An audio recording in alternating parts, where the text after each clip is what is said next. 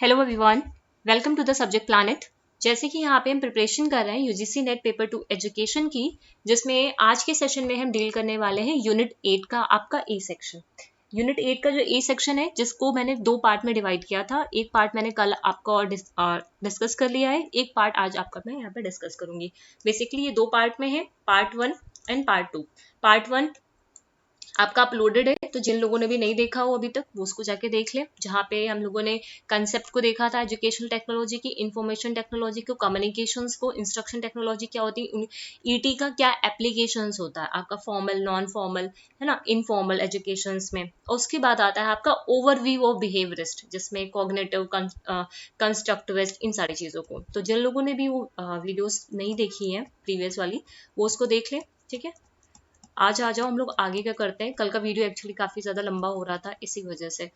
और अगर कल के सेशन में किसी को कोई दिक्कत हो, ठीक है, कल जब काफ़ी थोड़ा सा तेज़ी में मैंने उस सेशन को क्या कराया था, कल का जो सेशन था, तो अगर किसी को लग रहा हो किसी स्लाइड में दिक्कत है या फिर किसी टॉपिक में दिक्कत है, तो कमेंट सेक्शन में वो लिख के मुझे बता सकता है। मैं फिर से उसको एक बार रिवाइज करा दूंगी आपका वो कंटेंट, ठीक है।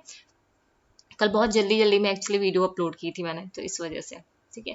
अच्छा हाँ, कल आपका ये जो एप्लीकेशन था ईटी का, ये भी रह गया था वहाँ पे, कंप्लीट नहीं हो पाया था ये वाला, उसमें रह गया था गलती से, ठीक है।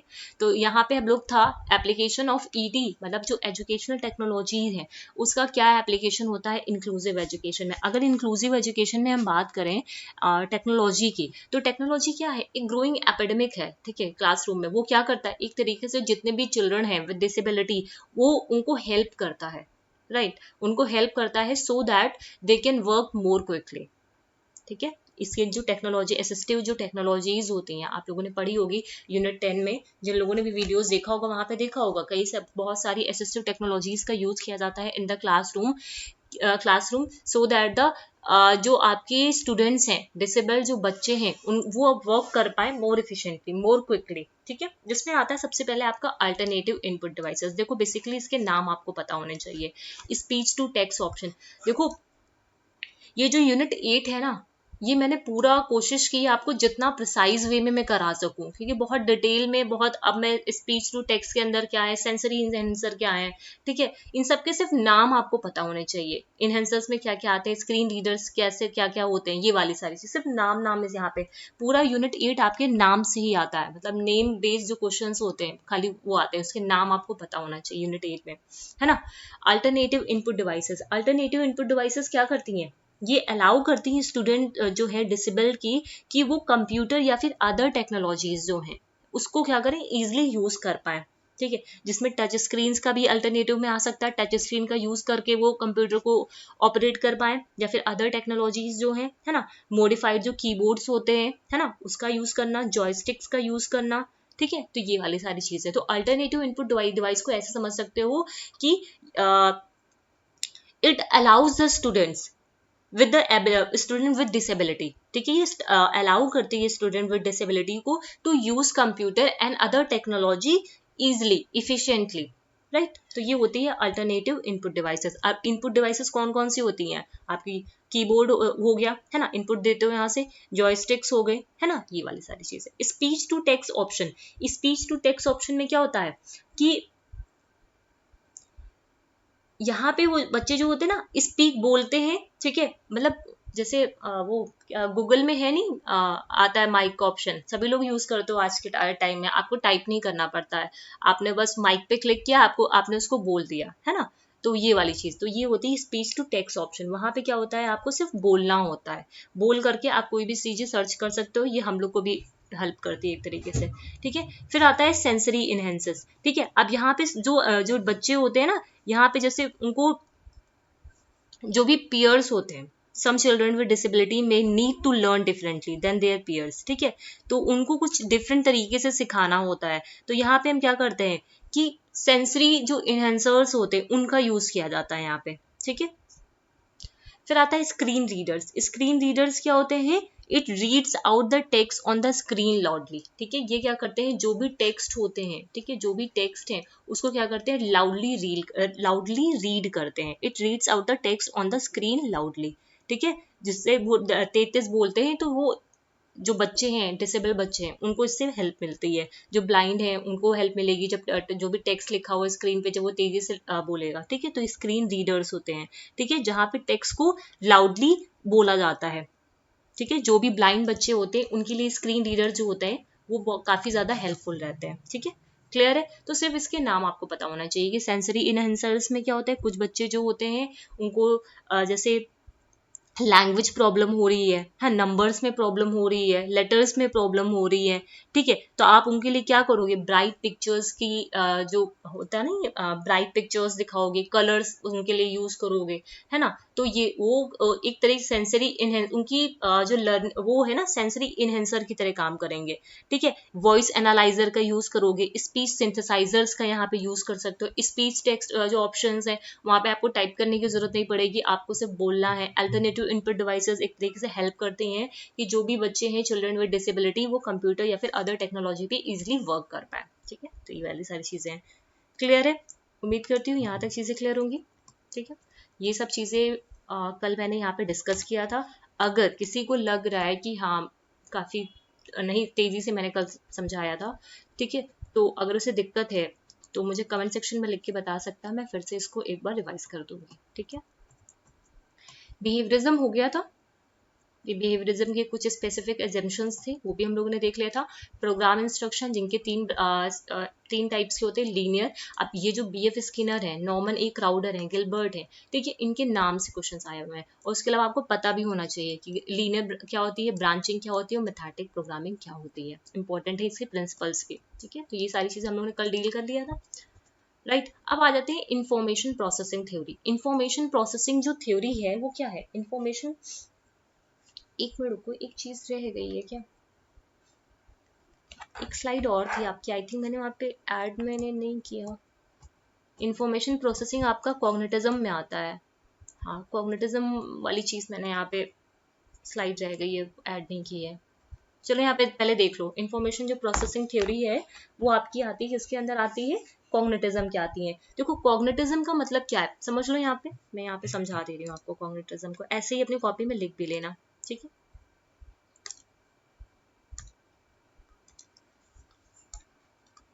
जो कॉग्निटिज्म है आपका, वो क्या है, एक तरीके का is an internal process of learning, ठीक है। ये एक मेंटल प्रोसेस है, ये क्या है, एक मेंटल प्रोसेस है जो इंटरनली वर्क करता है, ठीक है, जो इंटरनली हमारी लर्निंग को इनहेंस करने के लिए वर्क करता है। यहाँ पे क्या आती है, आपका अंडरस्टैंडिंग आता है, मोटिवेशन आता है, रिटेंशन आता है, ठीक है। कॉम्प्लेक्स कॉग्निटिव प्रोसेसेस होती हैं यहाँ पे क्या होती हैं, कॉम्प्लेक्स, ये की पॉइंट्स सारे आपके, कॉम्प्लेक्स कॉग्निटिव प्रोसेसेस होती है, ठीक है। दिमाग से, माइंड से इसको रिलेट कर सकते हो। मेंटल प्रोसेस होती है किसी प्रॉब्लम को सॉल्व करने के लिए, जहां पे आप क्या करते हो, थिंकिंग करते हो, ठीक है। थिंकिंग होती है, प्रॉब्लम सॉल्विंग होती है, ठीक है। प्रॉब्लम को, एक मिनट, प्रॉब्लम सॉल्विंग, ठीक है। कंसेप्ट फॉर्मेशन, कंसेप्ट का फॉर्मेशन करते हो यहाँ पे, है ना। और उसके अलावा इंफॉर्मेशन प्रोसेसिंग, इंफॉर्मेशन प्रोसेसिंग जो हम लोग यहाँ पे देखेंगे, किसी इंफॉर्मेशन को प्रोसेस कराते हैं यहाँ पे, ठीक है। तो ये होता है cognitivism. It is a mental process which work internally, ठीक है। It is a process of learning, understanding, motivation and retention, ठीक है। ये क्या है, प्रोसेस है learning, process of learning, motivation, understanding and retention. Clear है। तो ये होता है कॉग्निटिज्म। तो ये अपनी कॉपी में ऐड कर लीजिएगा, मैंने स्लाइड बनाया था, आई थिंक वो शायद गलती से स्किप कर गई है, ठीक है। अब आते हैं information processing theory. Information processing theory में यहाँ पे देखो तीन तरीके की मेमोरी होती है। एक होती है आपकी sensory memory, just a second, एक होती है आपकी सेंसरी मेमोरी, एक होती है वर्किंग मेमोरी, एक होती है आपकी लॉन्ग टर्म मेमोरी। ये आपके आईसीटी में भी पूछा जाता है, ठीक है। सेंसरी मेमोरी, बस कोई भी जो इंफॉर्मेशन होती है सबसे पहले कहाँ पे आती है, आपकी सेंसरी मेमोरी में आती है, ठीक है। सेंसरी मेमोरी के बाद कहाँ पे जाती है, आपकी वर्किंग मेमोरी में जाती है। ठीक, वर्किंग मेमोरी के बाद फिर जाती है आपकी लॉन्ग टर्म मेमोरी में। तो ये पूरा प्रोसेस होता है जहाँ पे 3 तरीके से प्रोसेस, ये जो प्रोसेस होता है इंफॉर्मेशन कैसे प्रोसेस करती है, तो वो उनके 3 स्टेप्स होते हैं, 3 फेजेस होते हैं इंफॉर्मेशन को प्रोसेस कराने के। सबसे पहले आप न्यू इन्फॉर्मेशन को अटेंड करोगे, ठीक है, न्यू इन्फॉर्मेशन को क्या करोगे, अटेंड करोगे। उसके बाद क्या करोगे, उस इन्फॉर्मेशन को आप एक्वायर करोगे, रिटेन करोगे अपने अंदर। ठीक, देन आफ्टर आप रिट्राइव करोगे अपनी उस इंफॉर्मेशन को मेमोरी से और ट्रांसफर करोगे नई सिचुएशन में। समझ लो, सबसे पहले आपने क्या किया, अटेंड किया, किसी नई जो इंफॉर्मेशन है उसको अटेंड कर लिया। अटेंड करने के बाद उसको आपने एक्वायर कर लिया, रिटेन कर लिया अपने अंदर। ठीक, रिटेन करने के बाद आप क्या करोगे, रिट्राइव करोगे। फिर से रिट्राइव कब करोगे, अब उसको रिट्राइव कहाँ से करोगे, उस इंफॉर्मेशन को अपनी मेमोरी से। ठीक है, मेमोरी से रिट्राइव करोगे और नई सिचुएशन में उसको अप्लाई करोगे।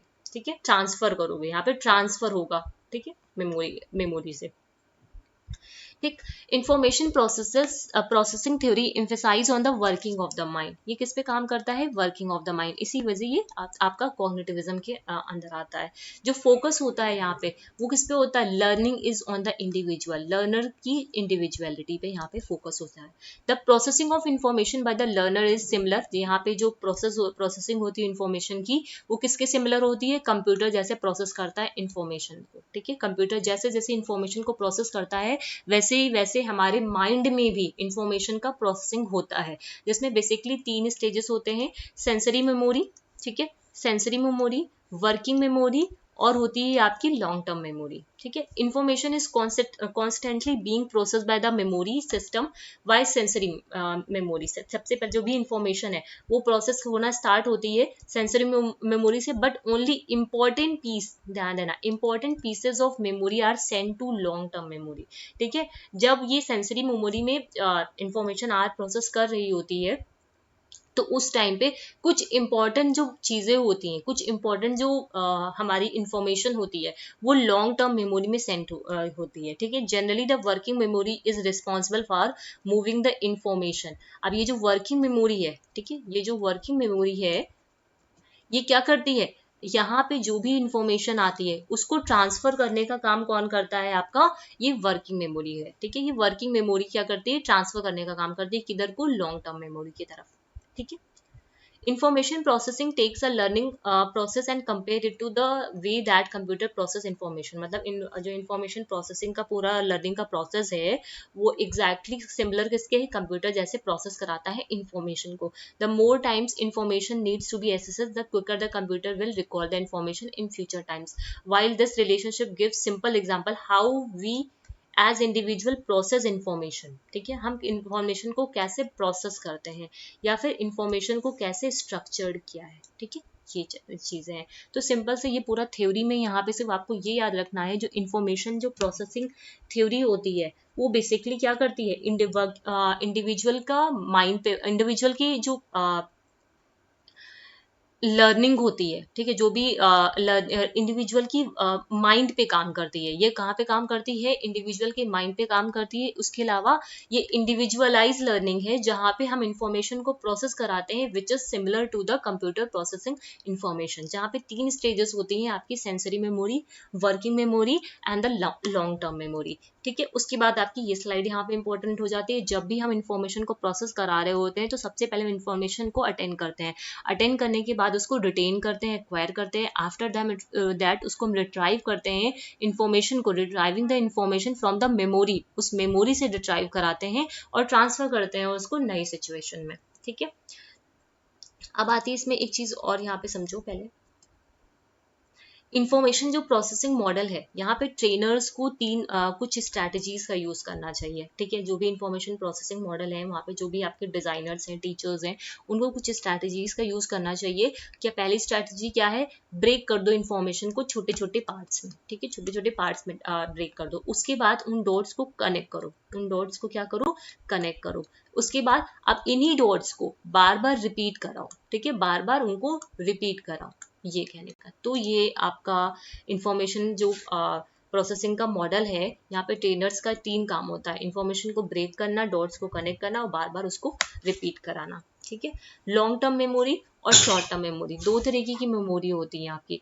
लॉन्ग टर्म जो मेमोरी होती है या स्टोरेज होती है, LTM, स्टोर करता है इन्फॉर्मेशन को फ्रॉम शॉर्ट टर्म मेमोरी से, ठीक है। सबसे पहले ये समझ लो, जो शॉर्ट टर्म मेमोरी है, ठीक है, वो क्या होती है, sensory input that is important interesting is transfer from the sensory register to the STM can be retain here up to 20 second, मतलब यहाँ पे वो 20 सेकेंड तक रह सकता है, सिर्फ ये याद रखो, ठीक है। और मोर इफ रिवाइव रिपीटेडली, मतलब शॉर्ट टर्म मेमोरी में जो हमारी इंफॉर्मेशन है वो 20 सेकेंड तक रह सकती है अगर उसको हम बार बार रिपीट कराएं, ठीक है। अगर उसको हम बार बार रिपीट कराएं तो वहां पे वो 20 सेकेंड तक हमारी मेमोरी में रह सकती है। जो शॉर्ट टर्म मेमोरी होती है can hold up to the 7 plus और माइनस 2 आइटम्स, और उसकी STM की जो कैपेसिटी होती है वो इंक्रीज कर सकती है if material is chunked into the meaningful part, मतलब उसकी कैपेसिटी को भी हम इंक्रीज करा सकते हैं अगर उसको हम मीनिंगफुल पार्ट्स में डिवाइड कर दे। तो यहाँ पे सिर्फ ये याद रखो कि 20 सेकेंड्स के लिए रहता है। लॉन्ग टर्म मेमोरी जो स्टोरेज होती है, स्टोर करता है इन्फॉर्मेशन को, कहाँ से, शॉर्ट टर्म मेमोरी से, ठीक है। उसको शॉर्ट टर्म मेमोरी की जो इन्फॉर्मेशन होती है उसको वो यूज करता है। Long term memory has unlimited capacity, इसकी जो कैपेसिटी होती है वो कैसी होती है, अनलिमिटेड होती है। Some material are forced into, कुछ मटेरियल क्या होते हैं हम फोर्सफुली LTM के अंदर डालते हैं, ठीक है, रोट मेमोराइज करके, ओवर लर्निंग करके, जैसे होता नहीं हम लोग जब रोट रट्टा मारना शुरू कर देते हो तो जबरदस्ती उस इंफॉर्मेशन को अपने दिमाग में डालते हैं, तो हमारी लॉन्ग टर्म मेमोरी में जाता है। डीपर लेवल ऑफ प्रोसेसिंग होती है यहाँ पे, सच है generating linkage between old and new information, ठीक है। BEd में क्या होता है, जब आपका थ्योरेटिकल पेपर होता है तो आप क्या करते हो, जो पुरानी आपकी मेमोरी रही होती है BEd में, जो भी आप लोगों ने पढ़ा होता है, उसको जो MEd के जो नए टॉपिक होते हैं उसके साथ आप रिलेट कराते हो, ठीक है, सो दैट आप सक्सेसफुली रिटेन कर पाओ उस मटेरियल को, है ना। जैसे जीन पियाजे वगैरह हम लोगों ने BEd में भी पढ़ा है, फिर उसके बाद हम लोग MEd में भी इन सब की थ्योरीज के बारे में पढ़ते हैं, तो हम वहाँ पे क्या करते हैं, लिंक कराते हैं अपनी ओल्ड इन्फॉर्मेशन को न्यू इन्फॉर्मेशन के साथ में। क्लियर है। अब इसके अलावा यहाँ पे इधर आ जाओ, ये जो मेमोरी है इसकी कैपेसिटी कितनी होती है आपकी, 3 to 7 यूनिट होती है, ठीक है। और ड्यूरेशन कितना होता है, 0 से 3 सेकेंड, 0 से 3 सेकेंड तक ही ये रह पाती है। फिर आती है वर्किंग मेमोरी, ठीक है। यहाँ पे क्या होता है आपका 7 to 9 चंक्स होते हैं, और ये कैसा होता है, विदाउट रिहर्सल, यहाँ पे रिहर्सल्स नहीं की जाती है, ठीक है, यहाँ पे रिहर्सल नहीं की जाती है। और ये आपका लॉन्ग टर्म जहाँ पे इन्फिनाइट होता है, जो परमानेंट रहता है, ठीक है। सेम चीज यहाँ पे भी लिखा हुआ है, ये जितने भी मेमोरी होती है ये हमारे कहाँ पे होती है, ये सेंट्रल एग्जीक्यूटिव में होती है, ठीक है। हम जब देखो किसी भी चीज को जब रिहर्सल करते हैं, ठीक है, जब हम शॉर्ट टर्म में इधर होते हैं वर्किंग मेमोरी में, हम क्या करते हैं, बार बार उस चीज को रिटेन करने के लिए, ठीक है, याद रखने के लिए उसको क्या करते हैं, रिहर्सल करते रहते हैं, ठीक है। उसके बाद वो हमारी लॉन्ग टर्म मेमोरी में चला जाता है, जब वो फिर वो परमानेंट हो जाता है, ठीक है। तो ये तीनों मेमोरी है। वर्किंग मेमोरी की हुई शॉर्ट टर्म मेमोरी बोलते हैं, ध्यान देना, ठीक है। ये जो वर्किंग मेमोरी है, जब मैं बार बार यहाँ पे बोल रही हूँ, ये वर्किंग मेमोरी ही आपकी शॉर्ट टर्म मेमोरी है। सबसे पहले इन्फॉर्मेशन कहाँ पे आती है आपकी, सेंसरी मेमोरी में आती है, ठीक है। सेंसरी मेमोरी से फिर जो इन्फॉर्मेशन होती है वो किधर को जाती है, आपकी वर्किंग मेमोरी में जाती है, ठीक। वर्किंग मेमोरी कहने का मतलब क्या है, short term memory. Working memory में वहाँ पे इन्फॉर्मेशन को क्या करते हैं, रिहर्सल्स करते हैं, रिट्राइव करते हैं, बार बार रिपीट करते हैं। उसके बाद जो कुछ इंपॉर्टेंट पीसेस होते हैं, ठीक है, जो हम याद रखना चाह रहे हैं, वो हमारे किधर चले जाते हैं, लॉन्ग टर्म मेमोरी के अंदर चले जाते हैं, ठीक है। यहाँ पे जो इन्फॉर्मेशन होती है वो होती है 0.5 to 3 सेकेंड्स, ठीक है। यहाँ पे जो इन्फॉर्मेशन होती है ये आपकी 5 से 15 सेकेंड्स भी हो सकते हैं, या फिर 20 सेकेंड्स भी पीछे लिखा हुआ है वहाँ पे। और यहाँ पे इन्फिनाइट होती है, ठीक है। तो ये कैपेसिटी से और टाइम कितने सेकेंड्स के लिए रहता है, उससे क्वेश्चंस आपके आते हैं यहाँ पे, ठीक है। एक चीज ऐसे भी समझ सकते हो, यहाँ पे मैं यहाँ पे एक बार ऐसे बना के बता दे रही हूँ, जो हम लोगों ने अभी 3 चीजों को पढ़ा है यहाँ पे, ये इसी से बता रही हूँ, ठीक है। सबसे पहले क्या है आपका, ये सेंसरी मेमोरी, ठीक है। फिर क्या है आपकी शॉर्ट टर्म मेमोरी, ठीक है, STM लिख दे रही हूँ, शॉर्ट टर्म मेमोरी, ठीक है। फिर क्या है आपका ये लॉन्ग टर्म मेमोरी, LTM, ठीक है। आप क्या करोगे, सेंसरी मेमोरी, सबसे पहले इनपुट कहाँ आता है आपका, जो भी इनपुट होगा वो किधर को आएगा, इनपुट किधर को आएगा, यहाँ से इनपुट आता है आपका, ठीक है, अपनी कॉपी में ये भी बना सकते हो। ये होता है इनपुट। यहाँ पे अनअटेंडेड जो इंफॉर्मेशन होती है, ठीक है, उसको हम क्या करते हैं, मतलब सेंसरी मेमोरी में जब इनपुट आता है, ठीक है, तो यहाँ पे हम क्या करते हैं, अटेंड करते हैं न्यू इन्फॉर्मेशन को, अटेंड करते हैं न्यू इन्फॉर्मेशन को, ठीक है। यहाँ पे क्या आता है, आपका अटेंशन आता है। अब न्यू इन्फॉर्मेशन को हमने अटेंड कर लिया है, ठीक है, अब उसको हम क्या करेंगे, बार बार अब उसको हम क्या करेंगे, एक्वायर करेंगे। यहाँ पे क्या करेंगे, एक्वायर करेंगे, उस इन्फॉर्मेशन को रिटेन करेंगे, ठीक है, उस इन्फॉर्मेशन को यहाँ पे रिटेन करेंगे, यहाँ पे रिहर्सल करेंगे बार बार उस इन्फॉर्मेशन को, जिससे हमें वो याद रहे, ठीक। उसके बाद हम इसको क्या करा देंगे, इनकोड कराएंगे, ठीक है। यहाँ पे क्या होती है, इनकोडिंग होती है, एल्टिंग, ठीक। और इधर से फिर ये रिट्राइवल भी होता है, ठीक है, ये भी एक प्रोसेस होता है पूरा, ठीक है, फिर वो परमानेंट हो जाती है, ठीक।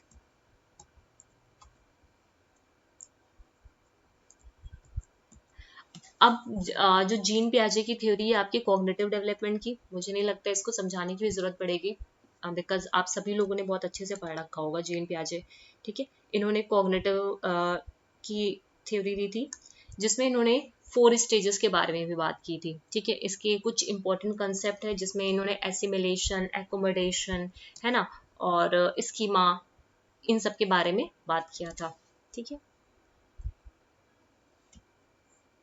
इसमें क्या है, the theory of cognitive development by Jean पियाजे, the Swiss psychologist, suggest that children intelligence undergoes changes as they grow. इनका मानना था जो चिल्ड्रन की इंटेलिजेंस है, जैसे जैसे वो ग्रो करते हैं वैसे वैसे उनकी इंटेलिजेंस भी ग्रो करती है। कॉग्निटिव जो डेवलपमेंट है in children is not only related to the acquiring knowledge. Cognitive development में सिर्फ ये नहीं है नॉलेज को एक्वायर करना है, ठीक है, चिल्ड्रन को क्या करना है, अपनी नॉलेज को डेवलप करना है, ठीक है। Children need to build or develop a mental model of their surrounding world.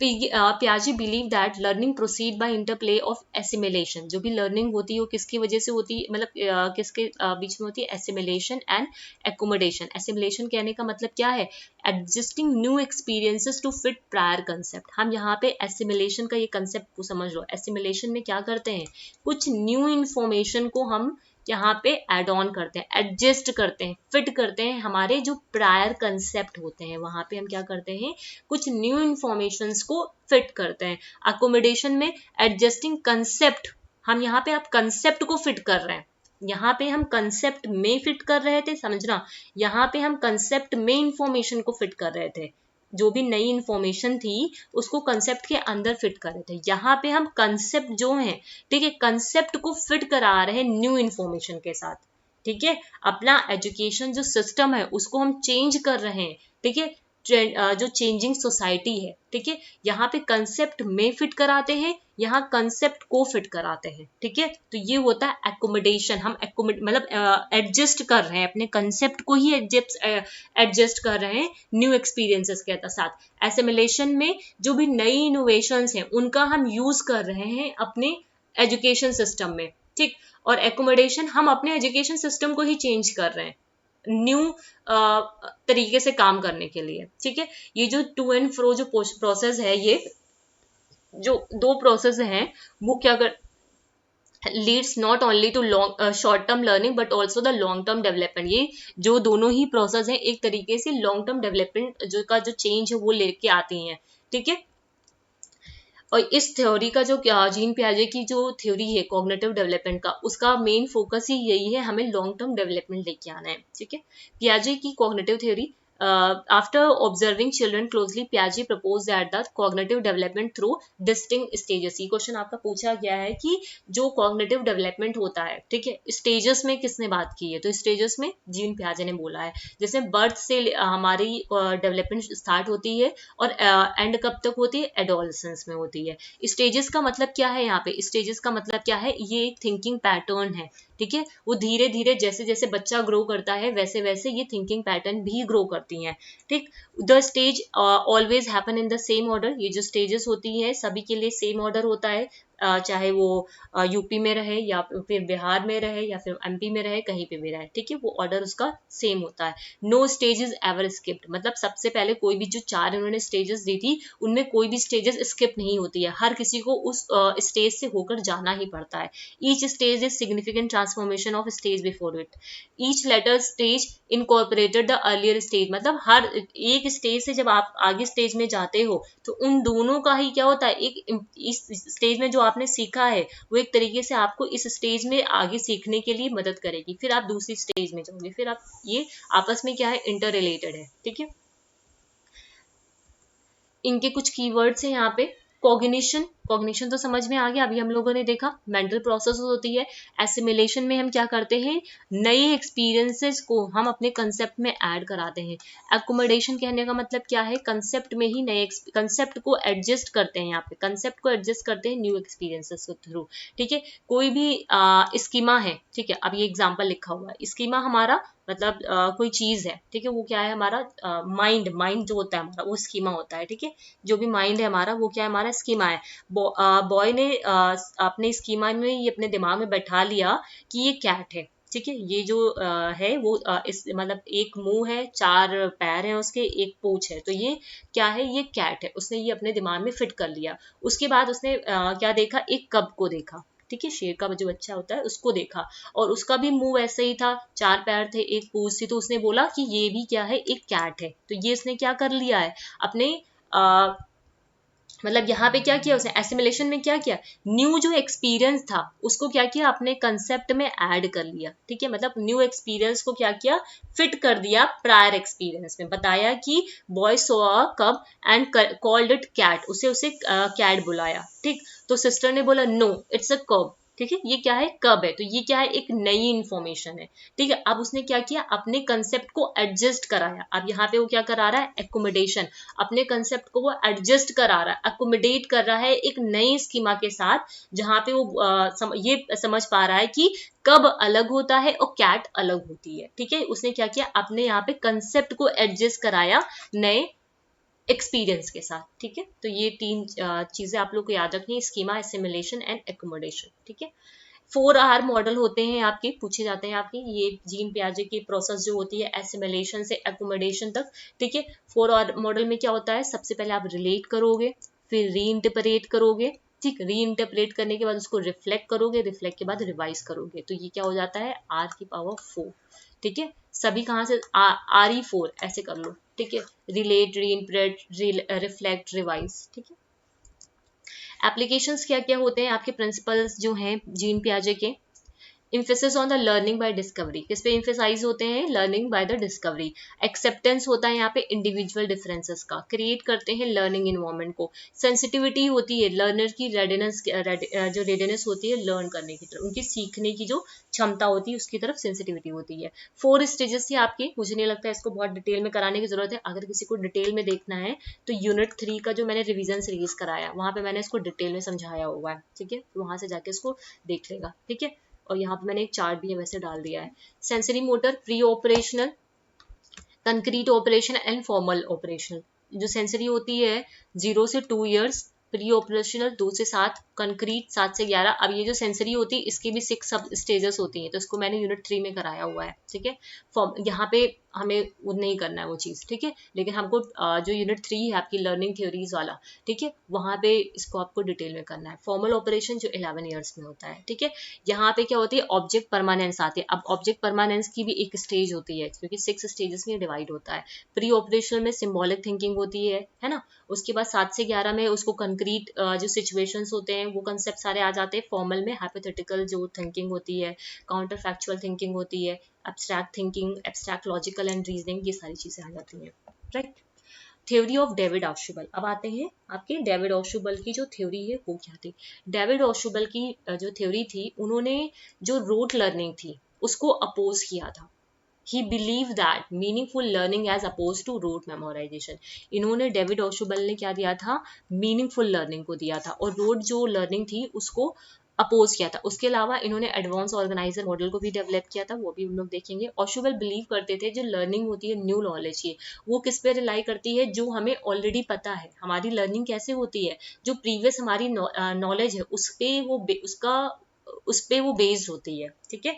तो इन्होंने he believes that learning of new knowledge relies on the what is already known, ठीक है। हमें पहले से क्या पता है, that is construction of knowledge begins with the observation. जो हम नॉलेज का कंस्ट्रक्शन करते हैं वो कैसे होता है, ऑब्जर्व करके, रिकॉग्नाइज करके इवेंट को, ठीक है। जो भी कंसेप्ट है उनका, उसको और पहले से जो भी कंसेप्ट हैं, ठीक है, जो आपको पता है, ठीक है, उसको रिलेट करके हम क्या करते हैं, नॉलेज को यहाँ पे कंसेप्ट कराते हैं। मतलब हमारे जो कंसेप्ट है उसमें नई नई नॉलेज को हम यहाँ पे ऐड कराते हैं, ठीक है। Ausubel also stresses the importance of reception rather than discovery learning and meaningful rather than rote learning. याद रखना, reception rather than discovery learning and meaningful rather than rote learning. इन्होंने फोकस किया था meaningful learning पे. Meaningful learning can be contrasted with the rote learning. He believed that idea of meaningful learning as opposed to the rote memorization. तो यहाँ पे simple सा आपको सिर्फ यही याद रखना है, आपके जो डेविड ऑशुबल थे, इन्होंने रोट लर्निंग को अपोज किया था और मीनिंग लर्निंग फुल लर्निंग को यहाँ पे इन्होंने बोला था, ठीक है। अब ये पूरा प्रोसेस है आपका, ठीक है। जो भी रोट लर्निंग होती है, ठीक है, दो तरीके, एक मीनिंगफुल लर्निंग है, एक रोट लर्निंग है, ठीक है। रोट लर्निंग क्या करती है, लिटिल, और मतलब उस जो भी नॉलेज होती है वो कैसी होती है, बहुत कम होती है, लिटिल होती है, उसका रेलेवेंस हम नहीं देख पाते। नो इमोशनल, कोई भी इमोशनल कमिटमेंट नहीं होता। जैसे हम कोई भी थ्योरी को अगर हम रट रहे होते हैं तो क्या होता है, जैसे हमने जीन पियाजे की थ्योरी पढ़ी, उसको हमने रट डाला, तो क्या हमें उसका कुछ रेलेवेंस मिलेगा, क्या जो चीजें वहां पे ट्रायल और एरर के थ्रू समझाना चाह रहे थे हम समझ पाएंगे, नहीं समझ पाएंगे, ठीक। उसी जगह जो मीनिंगफुल लर्निंग होती है वो कैसी होती है, वेल ऑर्गेनाइज होती है, रेलिवेंट नॉलेज स्ट्रक्चर होता है, इमोशनल कमिटमेंट होती है। यहाँ पे कोई भी इमोशनल कमिटमेंट नहीं होती है, ठीक है।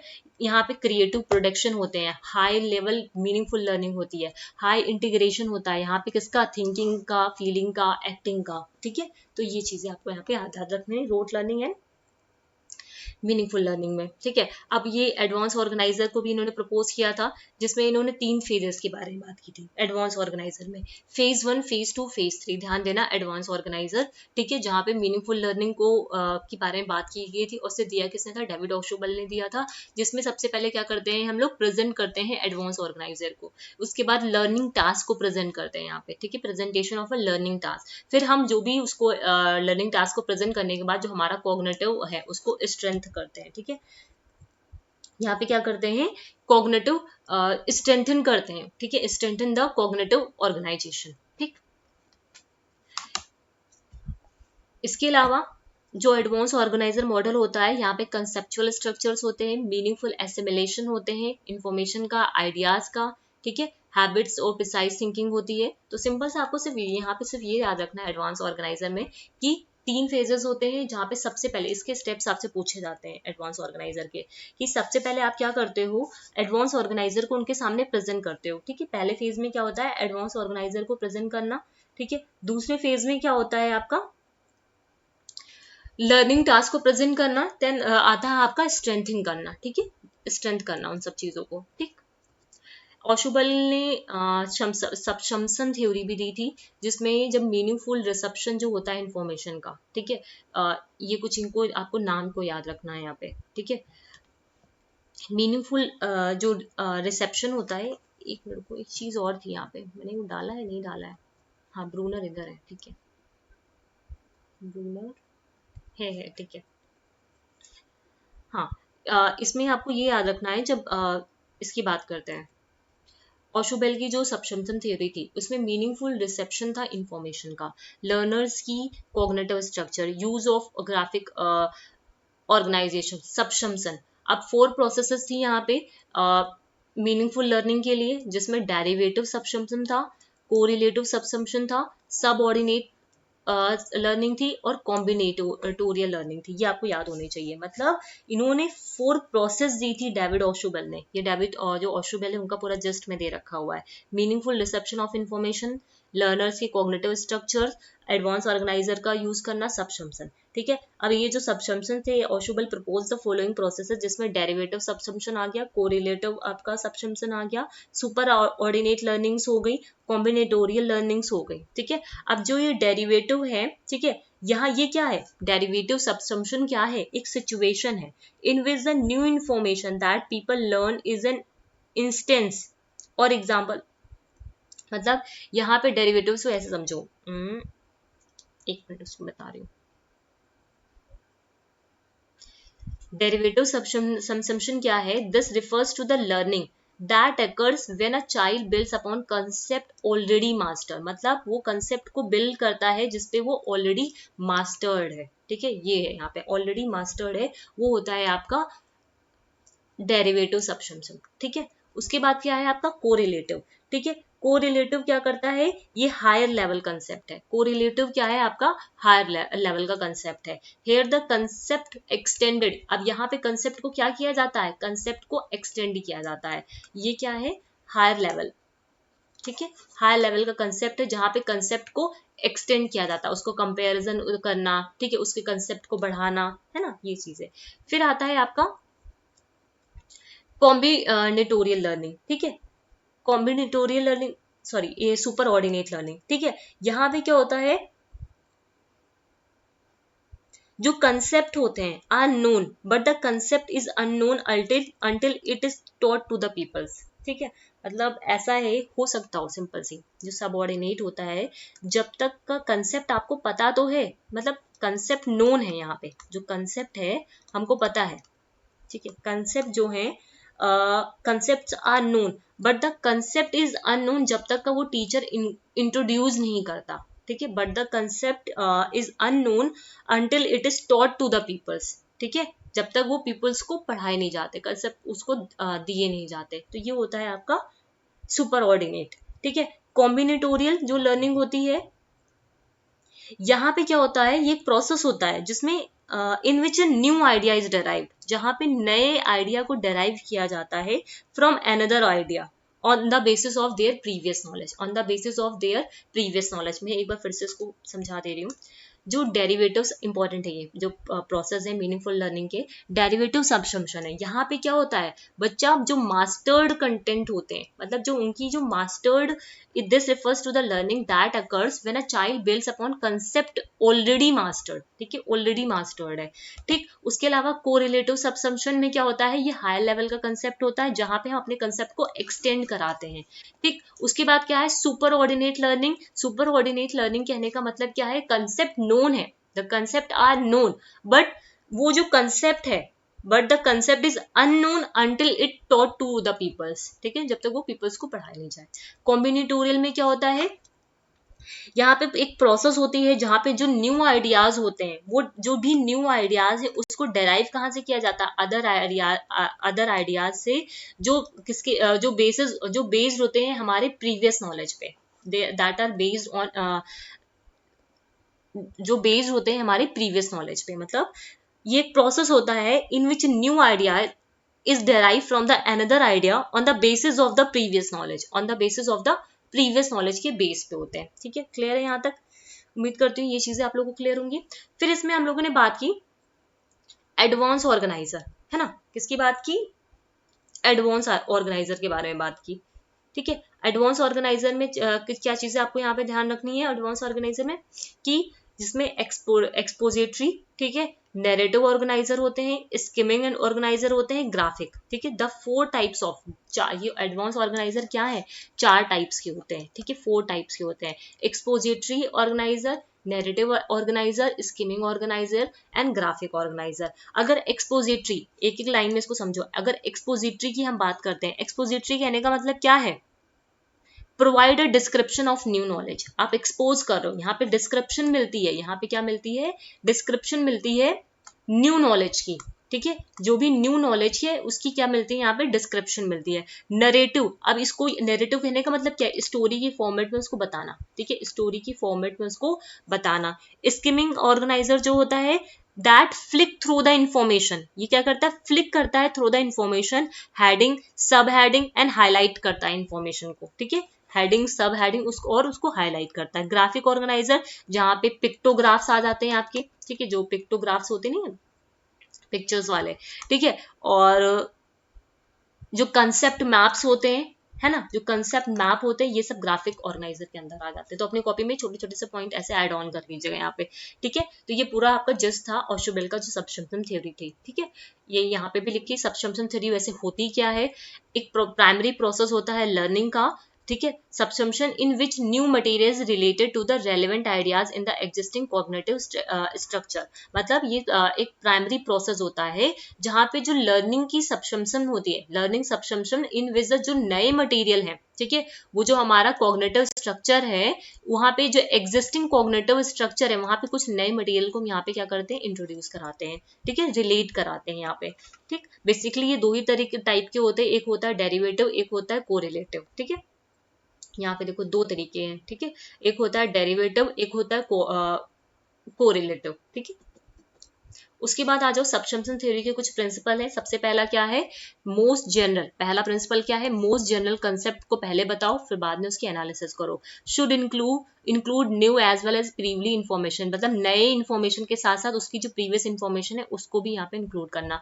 एग्जिस्टिंग जो कॉग्निटिव स्ट्रक्चर है should not be develop but merely जो भी एग्जिस्टिंग पहले का जो उसका कॉग्निटिव स्ट्रक्चर है, जो पहले का उसका स्कीमा कॉग्निटिव स्ट्रक्चर है, उसको डेवलप नहीं करना है, उसको रीऑर्गेनाइज करना है, ठीक है। रोल ऑफ इंस्ट्रक्शन का, जो इंस्ट्रक्टर का रोल क्या होता है, बच्चे की का जो गैप है, what is already known and what is about to be learn, उस गैप को इसको फिल करना है, ये इंस्ट्रक्टर का काम होता है यहाँ पे, ठीक है। अब आ जाते हैं हम लोग ब्रूनर की थ्योरी में, ठीक है। ब्रूनर की थ्योरी क्या है, ब्रूनर की थ्योरी बोलती है he believe that the classroom learning should takes place inductively. ये मानते थे जो क्लासरूम की लर्निंग होती है वो कैसी होती है, इंडक्टिवली होती है, ठीक है। दूसरी बात, इन्होंने 3 स्टेजेस दी। 3 स्टेजेस कौन कौन सी थी आपकी, इनएक्टिव, आइकॉनिक, सिंबॉलिक, समझ रहे हो, इनएक्टिव, आइकॉनिक एंड सिंबॉलिक, ठीक।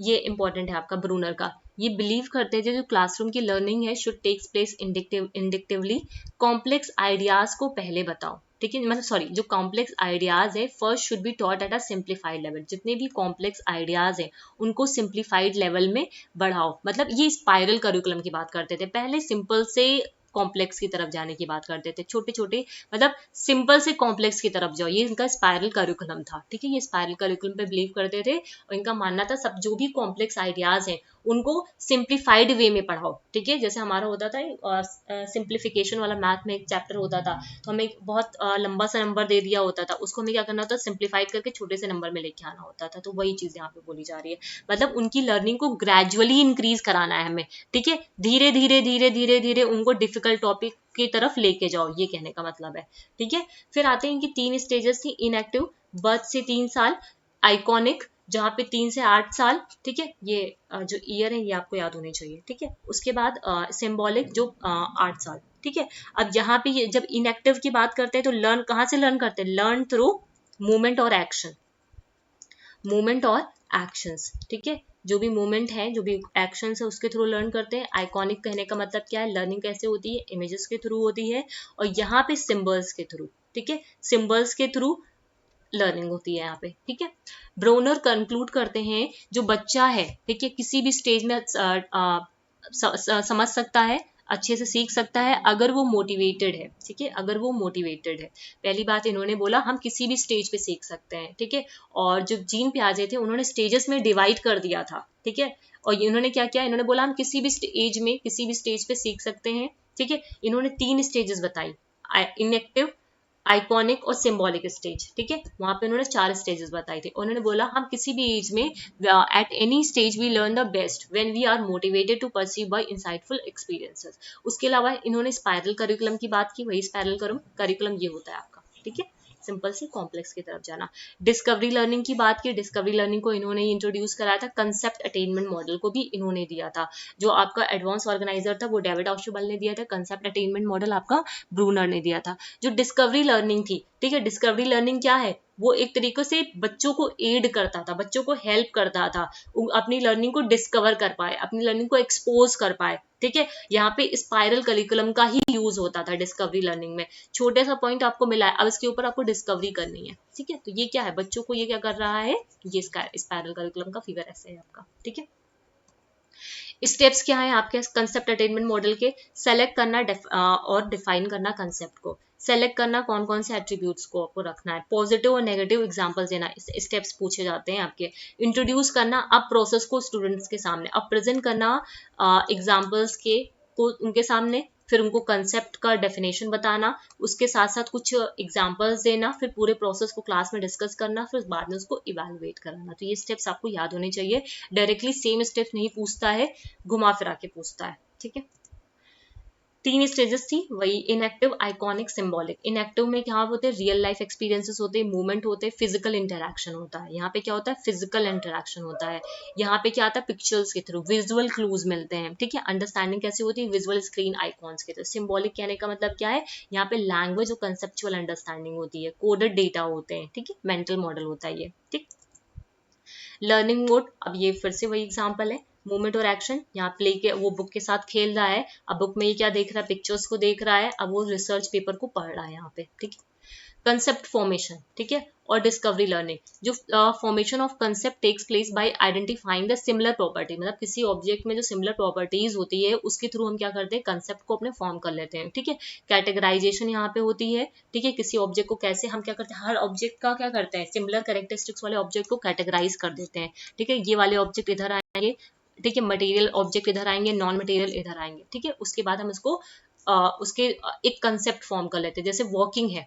ठीक है, हम उसको जब वॉक कर रहा होता है वो तब भी तो वो दोनों पैरों से ही चल रहा होता है ना, हम उसको रनिंग तो नहीं कह देते हैं ना, क्योंकि हमने कंसेप्ट को यहाँ पे फॉर्म कर लिया है। ठीक है, डिस्कवरी लर्निंग, डिस्कवरी लर्निंग में हम क्या करते हैं, खुद की नॉलेज को यहाँ पे कंस्ट्रक्ट करते हैं, अपनी नॉलेज को ऑर्गेनाइज करते हैं, कैटेगराइज करते हैं, इन्फॉर्मेशन को कोडिंग, एक तरीके का यहाँ पे कोडिंग सिस्टम का यूज किया जाता है। लर्नर्स क्या करते हैं, यहाँ पे स्पाइरल करिकुलम का हेल्प करता है एक तरीके से। ठीक है, यहाँ पे क्या होता है, जो भी Bruner believe that the most effective way to developing a coding system is to discover it. ठीक है, rather than being told by the teacher. जो डिस्कवरी लर्निंग थी, तो ब्रूनर का मानना था कि जो भी कोडिंग सिस्टम है उसको अगर हमें डेवलप करना है तो उसको डिस्कवर करना है। ठीक है, टीचर्स को इंट्रोड्यूस नहीं कराना, मतलब जो भी कंसेप्ट है वो टीचर्स को इंट्रोड्यूस करने की बजाय लर्नर्स उसे खुद उसको डिस्कवर करें। ठीक है, उस कंसेप्ट को डिस्कवर करें। यहाँ पे constructivism suggest that individual create their own understanding, ये सजेस्ट करता है कि इंडिविजुअल अपनी अंडरस्टैंडिंग खुद से क्रिएट कर सकते हैं। ठीक है, based on the interaction of what they already know and believe and the phenomena or ideas with which they come into the contact, मतलब वो अपना खुद की समझ को बना सकते हैं। ठीक है, वो उनके इंटरेक्शन पे बेस्ड होती है, उनकी नॉलेज पे, उनकी बिलीफ पे, ठीक है, उनके आइडियाज पे, उस पे बेस्ड होता है। ठीक है, it is a theory of how learner construct through knowledge from experiences. ठीक है, कैसे कोई इंडिविजुअल यूनिकली, ठीक है, एज अ यूनिक इंडिविजुअल अपनी नॉलेज को कैसे कंस्ट्रक्ट करता है। Constructivism is a system of explains how learners as individual adapt and remain refined knowledge. ठीक है, कंस्ट्रक्टिविज्म एक सिस्टम है जहाँ पे ये बताया जाता है कि कैसे लर्नर एज अ इंडिविजुअल उस नॉलेज को अडेप्ट करते हैं, उस नॉलेज को रिफाइन करते हैं। Here the learner actively restructure the knowledge. ठीक है, यहाँ पे जो लर्नर्स हैं वो क्या करते हैं, अपनी नॉलेज को रीस्ट्रक्चर करते हैं, हाईली इंडिविजुअलाइज बेस्ड होता है। ठीक है, इंटेलेक्चुअल कॉन्फ़िगरेशन होता है हमारी एग्जिस्टिंग नॉलेज का। वाइगोत्स्की, ठीक है, इसके एक्सपोनेंट कौन है, ये वाइगोत्स्की हैं। ठीक है, वाइगोत्स्की इसकी सोशल जो सोशल थ्योरी थी ये आप लोगों ने पढ़ा होगा। ठीक है, ये इन्होंने सोशल कंस्ट्रक्टिविज्म दिया था। ठीक है, सोशल कंस्ट्रक्टिविज्म। ठीक, सोशल कंस्ट्रक्टिविज्म में क्या होता है, यूनिक जो मतलब बच्चे का जो बैकग्राउंड है, बच्चे का जो सोशल बैकग्राउंड है, ठीक है, उसकी जो यूनिक नीड्स है, उसका जो बैकग्राउंड है, वो सारी चीजें आती हैं। The learner is also seen as a complex and multi dimensional. Social constructivism acknowledge करता है यूनिकनेस को, कॉम्प्लेक्सिटी जो है लर्नर्स की।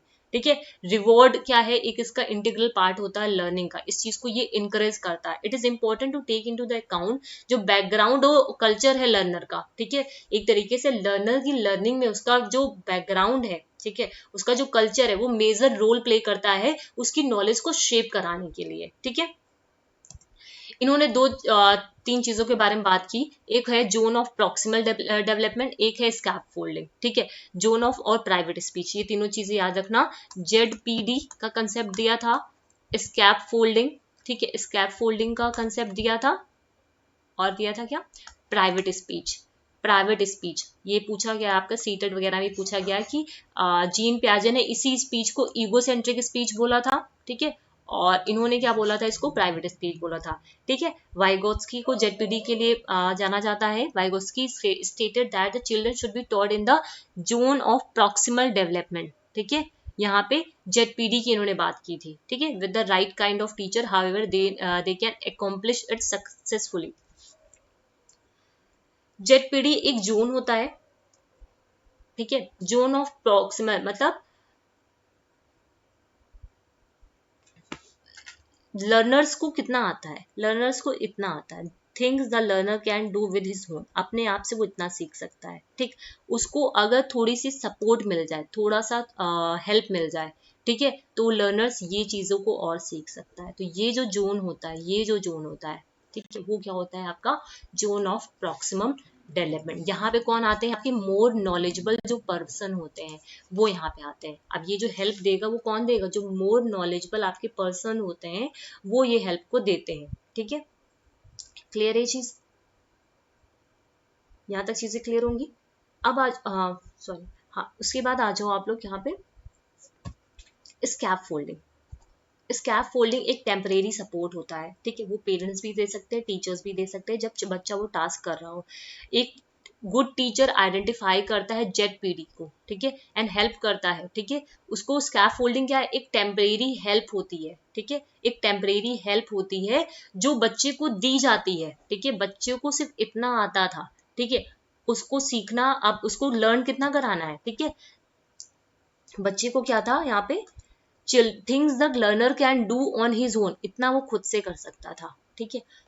Things the learner can do with the help, वो चीजें जो लर्नर किसी की हेल्प से कर सकते हैं। तो ये जो जोन होता है वो क्या होता है, जोन ऑफ प्रॉक्सिमल डेवलपमेंट होता है। अब ये स्कैप फोल्डिंग एक ये टेम्परेरी हेल्प होती है जो ये टीचर भी दे सकते हैं और ये आपके पेरेंट्स भी दे सकते हैं। ये कुछ टाइम के लिए दी जाती है, उसके बाद इसको विदड्रॉ कर लिया जाता है, उसके बाद इसको विदड्रॉ कर लिया जाता है, ग्रेजुअली धीरे धीरे इस सपोर्ट को हटा दिया। तो यहाँ पे टीचर क्या करते हैं, स्कैप फोल्ड कर रहे होते हैं, ठीक है, उनको तो हेल्प कर रहे होते हैं, ठीक है। प्राइवेट आता है प्राइवेट स्पीच। प्राइवेट स्पीच में मतलब खुद से जो हम मनी मन बातें करते हैं वो होता है प्राइवेट स्पीच। तो ये जो स्पीच होता है मनी मन अंदर खुद से बातें करना, वो उसको इन्होंने वाइगोत्स्की ने इसको नाम दिया था प्राइवेट स्पीच, और जीन पियाजे ने इसको ईगो सेंट्रिक स्पीच के साथ रिलेट किया था, ठीक। Vygotsky however believe that children talk to themselves in order to solve problem. Vygotsky मानते थे कि ये बच्चे जो खुद से अंदर ही अंदर अपने आप से बात किया करते हैं, ये एक प्रॉब्लम सॉल्विंग अप्रोच है। लेकिन उसी जगह जीन पियाजे इसको मानते थे, खुद से बातें करने को ईगो सेंट्रिक स्पीच मानते थे, ठीक है। अब ये इनका पूरा डिफरेंशिएशन है, ठीक है। इनकी लर्निंग कैसी है, सोशल है, ठीक है। वाइगॉट्स्की की, ठीक है। ये कैसे है, चिल्ड्रन एज अ चिल्ड्रन क्या है, एक साइंटिस्ट है, इनका ये मानना था। Development is derive from the more knowledgeable person, मतलब ये यहाँ पे मोर नॉलेजेबल जो पर्सन होते हैं, ऑब्जर्वर होते हैं, मोर नॉलेजेबल जो लोग हैं वो आते हैं यहाँ पे। यहाँ पे स्टेजेस में कॉन्फ्लिक्ट होता है। कंटेक्स्ट क्या है, डेवलपमेंट जो होता है डिफरेंट होता है, डिपेंड किस पे करता है, सोशल और कल्चरल कॉन्टेक्स्ट में। इनका मानना था बच्चा का जो डेवलपमेंट होता है वो उसके सोशल और जो कल्चरल कॉन्टेक्स्ट होता है उस पर डिपेंड करता है। इनका मानना था जो डेवलपमेंट होता है वो यूनिवर्सल होता है, ठीक है, सभी स्टेजेस में सेम रहता है, कॉन्टेक्स्ट पे डिपेंड नहीं करता। ये मानते थे कॉन्टेक्स्ट पे डिपेंड करता है, ये मानते थे कॉन्टेक्स्ट पे डिपेंड नहीं करता है। नॉलेज, यहाँ पे चिल्ड्रन वर्क विद अदर, यहाँ पे जो बच्चे हैं दूसरों के साथ अपने से ज्यादा नॉलेजेबल पर्सन के साथ वर्क करके अपनी नॉलेज को बिल्ड कर सकते थे। यहाँ पे ये मानते थे कि जो चिल्ड्रन है अपनी नॉलेज को खुद से एक्वायर कर सकते थे। स्टेजेस यहाँ पे नहीं है, यहाँ पे है, ठीक है। यहाँ पे लर्निंग प्रोसीड करती थी डेवलपमेंट को, ध्यान देना, यहाँ पे लर्निंग प्रोसीड करती, इंपॉर्टेंट है ये, प्रोसीड करती थी डेवलपमेंट को, यहाँ पे डेवलपमेंट प्रोसीड करता है लर्निंग को। रोल ऑफ लैंग्वेज, यहाँ पे जो लैंग्वेज है वो थॉट को ड्राइव करता है, यहाँ पे थॉट ड्राइव करते हैं, थॉट ड्राइव्स अ लैंग्वेज, ठीक है, ये भी इंपॉर्टेंट है। Language drive thought, Vygotsky, thought drive language, ठीक है, ये, ठीक। स्पीच, सोशल स्पीच जो इनर स्पीच की तरह काम करती है, यहाँ पे इन्होंने इसको इगोसेंट्रिक स्पीच दिया है, ठीक है। सोशो कल्चरल कॉन्टेक्स्ट था, यहाँ पे पियाजे में लिटिल था, मतलब इन्होंने कॉन्टेक्स्ट में ध्यान नहीं दिया, वाइगोस्की ने बहुत ज्यादा एम्फेसाइज किया। कंस्ट्रक्टिविज्म में ये कॉग्निटिव कंस्ट्रक्टिविस्ट थे और ये कैसे थे, सोशल कंस्ट्रक्टिविस्ट थे। ठीक, स्टेजेस इन्होंने दिए थी डेवलपमेंट की, इन्होंने कोई भी जनरल स्टेजेस के बारे में बात नहीं की थी। इनका जो इनके 3 प्रोसेस थे, एसिमिलेशन, एकोमोडेशन एंड स्कीमा, और इनका क्या था, जोन ऑफ प्रॉक्सिमल डेवलपमेंट और स्कैप फोल्डिंग और private speech. Role of language का यहाँ पे कम था, इनका मानना था सबसे पहले क्या आता है, थॉट आता है, फिर आता है लैंग्वेज। इनका मानना था सबसे पहले लैंग्वेज आती है, फिर थॉट आता है। ठीक, टीचिंग का इम्प्लीकेशन क्या था, सपोर्ट करता है चिल्ड्रन को कि अपनी नॉलेज को वो एक्सप्लोर करता है। ठीक है, explore their world and discover knowledge. ये स्टैब्लिश करता है अपॉर्चुनिटीज को for the children to learn with the teacher and more skill peers. ठीक है, ये अपॉर्चुनिटीज देता है, यहाँ पे ये एक्सप्लोर करता है। ठीक है, तो ये आपका यूनिट जो था, यूनिट 8, ये पूरा ऑलरेडी कंप्लीट हो चुका है। ठीक है, यूनिट 8 का ए सेक्शन हम लोगों ने पूरा यहाँ पे देख लिया है। ठीक, अब जो नेक्स्ट सेशन होगा वहां पे हम लोग देखेंगे जो यूनिट जो है आपका नेक्स्ट सेशन रहने वाला है, जो यूनिट का जो आपका कौन सा पार्ट है, बी सेक्शन है। ठीक है, एक सेकेंड मैं स्लाइड ओपन कर लूँ फिर बताती हूँ।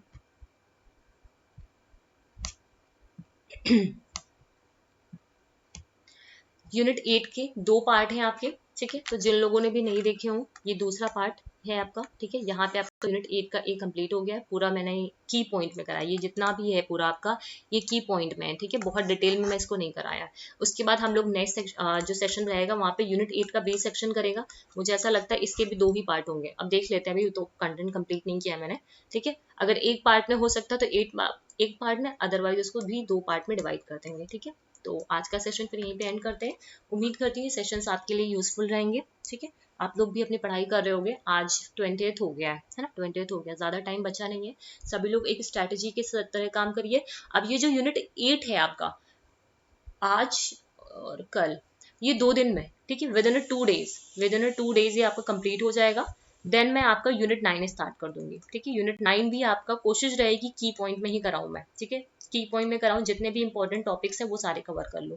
ठीक है, तो ये जो आपका अपकमिंग वीक रहने वाला है, ठीक है, ये जो वीक है आपका, ठीक है, यहाँ पे हम लोगों का ये पूरा जो सिलेबस है वो कंप्लीट हो जाएगा। मैंने यहाँ पे सारी यूनिट आप लोगों को कवर करा दी। जो यूनिट 3 है वो मैंने ऑलरेडी आपको रिवीजन सीरीज में काफी ज्यादा की पॉइंट में करा रखा हुआ है। ठीक है, वो स्लाइड्स में मैंने लिख लिख के समझाया हुआ है, वहाँ पे प्रॉपर स्लाइड्स का यूज नहीं किया है। ठीक है, वहाँ पे मैंने खुद से ही लिख के समझाया हुआ है, तो बहुत सारी उसकी मैंने सीरीज में डाला हुआ है, प्लेलिस्ट में पड़ा हुआ है, तो जो लोग ने नहीं देखा है वो वहाँ पे जाके देख ले। अगर कोई वहाँ पे आपको लग रहा है कि कोई हाँ दिक्कत है तो मुझे कमेंट सेक्शन में लिख के बताना, मैं उसको फिर से एक बार करा दूंगी। ठीक है, तो हम लोगों का, और ये आपका जो वीक है आने वाला, अपकमिंग जो वीक है वहाँ पे ये हमारा सिलेबस पूरा कंप्लीट हो जाएगा। उसके बाद जितने भी दिन रह जाएंगे आपके एग्जाम्स के, ठीक है, वहाँ पे सिर्फ हम क्या करेंगे, जो PYQs हैं, प्रीवियस ईयर के जो पेपर्स हैं। ठीक है, मैं पहले तो मैंने सोचा था हर यूनिट का अलग अलग से आपको PYQ कराऊंगी, बट उसके लिए काफी ज्यादा टाइम जाएगा।